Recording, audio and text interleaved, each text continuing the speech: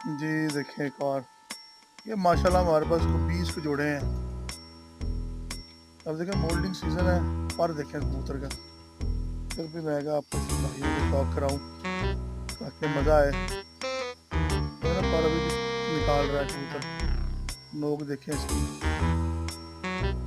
आँख देखें सर, सबसे पहले तो इसकी आइस क्लोजअप देखें कितना ज़बरदस्त। हालांकि शाम का टाइम है, बिल्कुल अंधेरा होने वाला है, और फिर भी वो अपना आप दिखा रहा है, बता रहा है। रंग रूप इसका बहुत ही खूबसूरत कबूतर है माशाल्लाह। पंजे देखें,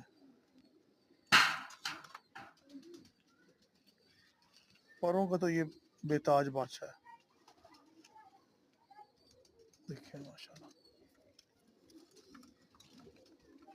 देखें पर कैसे तेज और लंबे लंबे कुंदों का मालिक है माशाल्लाह माशाल्लाह।